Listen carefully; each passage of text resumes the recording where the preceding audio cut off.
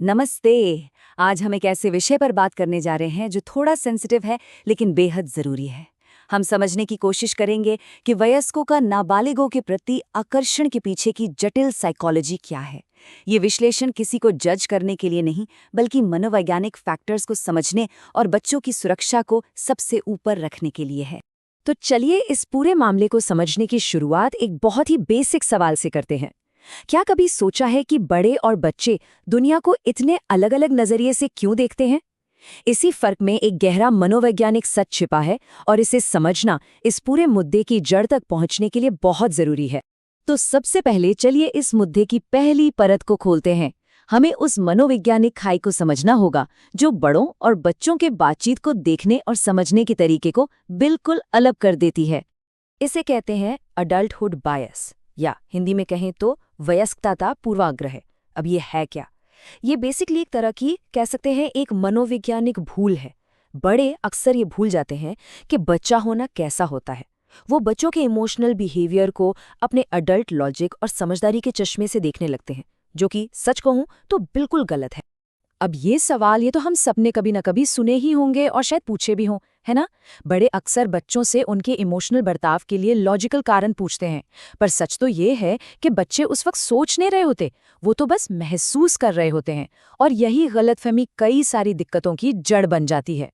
तो ये तो बात हुई एक आम सोच की, एक जनरल परसेप्शन की। लेकिन जब ये मामला एक खतरनाक आकर्षण में बदल जाता है, तब क्या होता है? आइए अब उस इंटेंस साइकोलॉजिकल स्टेट को समझते हैं जो इस सिचुएशन में डेवलप हो सकती है। साइकोलॉजी की दुनिया में इस हालत को लिमेरेंस का नाम दिया गया है। और ये कोई छोटा मोटा क्रश नहीं है।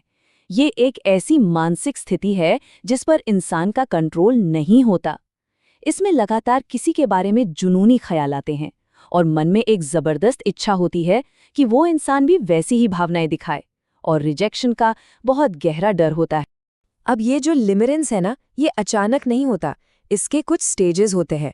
शुरुआत होती है एक अचानक और बहुत तेज आकर्षण से। फिर ये जुनून भरे विचारों में बदल जाता है, जहां दिन का ज्यादातर वक्त उसी नाबालिग के बारे में सोचने और उसकी हर बात को एनालाइज करने में निकल जाता है। इमोशंस पूरी तरह से उस बच्चे के रिएक्शन पर टिक जाते हैं। थोड़ा सा ध्यान मिलने पर बहुत ज्यादा खुशी और नजरअंदाज किए जाने पर गहरा डिप्रेशन। हालत यहाँ तक पहुँच जाती है कि शरीर भी फाइट या फ्लाइट मोड में चला जाता है। ये जो मॉडल स्क्रीन पर दिख रहा है, ये लिमेरेंस की पूरी जर्नी को दिखाता है।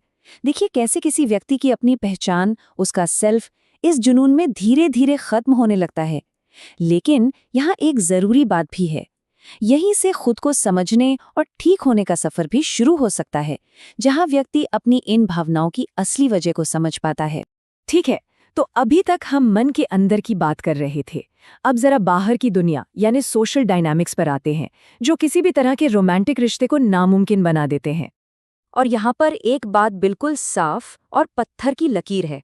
एक वयस्क और एक नाबालिग के बीच पावर का इतना जबरदस्त असंतुलन होता है कि नाबालिग की सहमति का कोई मतलब ही नहीं रह जाता।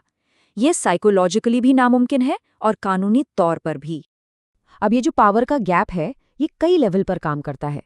अनुभव और ज्ञान, पैसा, सोशल स्टेटस, इमोशनल मैच्योरिटी, हर पैमाने पर वयस्क का पलड़ा भारी होता है। ये कभी भी बराबरी का रिश्ता हो ही नहीं सकता। एक वयस्क बड़ी आसानी से एक नाबालिग की सोच और भावनाओं को अपने हिसाब से मोड़ सकता है, और यहीं से ग्रूमिंग और शोषण का रास्ता खुल जाता है। तो सवाल ये उठता है कि कोई भी अडल्ट इन फीलिंग्स को सही ठहराने के लिए खुद को कैसे समझाता है? हमारा दिमाग खुद को कैसे धोखा देता है? चलिए देखते हैं। देखिए, हमारा दिमाग ना कभी कभी हमें धोखा दे सकता है। इसे साइकोलॉजी में कॉग्निटिव डिस्टॉर्शंस कहते हैं, मतलब सोचने में गलतियां। जैसे कि माइंड रीडिंग, यानी ये मान लेना कि नाबालिग की क्यूरियोसिटी का मतलब रोमांटिक इंटरेस्ट है, या फिर भावनात्मक तर्क, ये सोचना कि क्योंकि मुझे इतना गहरा कनेक्शन महसूस हो रहा है तो उसे भी हो रहा होगा। ये सिर्फ भावनाएं हैं, सच्चाई नहीं। जैसे माइंड रीडिंग का ये उदाहरण देखिए। एक वयस्क बच्चे की नॉर्मल जिज्ञासा को अपनी इच्छाओं के चश्मे से देखता है और उसे एक रोमांटिक सिग्नल समझ लेता है, जबकि हो सकता है कि बच्चा तो बस कुछ नया जानने की कोशिश कर रहा हो। और ये दूसरा उदाहरण है भावनात्मक तर्क का। यहाँ व्यक्ति अपनी बहुत इंटेंस फीलिंग्स को ही सच्चाई मान लेता है। ये एक बहुत खतरनाक सोच है, क्योंकि इसमें दूसरे इंसान की अपनी सोच और अपनी भावनाओं को पूरी तरह से इग्नोर कर दिया जाता है। तो ठीक है, प्रॉब्लम तो समझ ली। अब आते हैं सबसे जरूरी हिस्से पर। इसका समाधान क्या है? आगे का रास्ता क्या है? एक ऐसा रास्ता जो सुरक्षा, जवाबदेही और मदद लेने पर फोकस करता हो। आगे बढ़ने के लिए दो शब्दों के बीच का फर्क समझना बहुत जरूरी है, शर्म और अपराध बोध। शर्म की भावना कहती है मैं बुरा हूं, और ये इंसान को अकेला और अलग थलग कर देती है। वहीं दूसरी तरफ अपराध बोध की भावना कहती है मैंने कुछ बुरा किया, जो किसी काम पर फोकस करती है और इंसान को बदलने के लिए मोटिवेट कर सकती है। इलाज का मकसद शर्म को अपराध बोध में बदलना होता है, ताकि सुधार की गुंजाइश बने। तो फिर जिम्मेदारी का रास्ता कैसा दिखता है? ये 4 स्टेप्स का फ्रेमवर्क काफी मदद कर सकता है। पहला, अपनी भावनाओं को स्वीकार करना, लेकिन उन पर एक्ट नहीं करना। दूसरा, बहुत ही सख्त बाउंड्रीज बनाना और उन्हें मेंटेन करना। तीसरा, कानून को समझना जो बिल्कुल क्लियर है। और चौथा और सबसे जरूरी, प्रोफेशनल हेल्प लेना।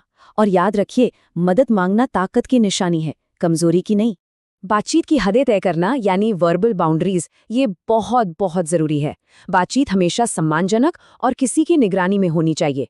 अपनी पर्सनल लाइफ के बारे में बात करना या किसी नाबालिग की पर्सनल लाइफ के बारे में पूछना, ये सब वो रेड लाइंस हैं जिन्हें कभी पार नहीं करना चाहिए। मकसद एक सेफ और प्रोफेशनल माहौल बनाए रखना है। और आज के ज़माने में, डिजिटल दुनिया में, ये हदें और भी ज़्यादा ज़रूरी हो जाती हैं। कोई फ्रेंड रिक्वेस्ट नहीं, कोई प्राइवेट मैसेज नहीं, हर कम्युनिकेशन काम से जुड़ा हुआ और ट्रांसपेरेंट होना चाहिए, जिसमें माता पिता हमेशा लूप में रहें। ये कदम वयस्क और बच्चे दोनों को सुरक्षित रखता है।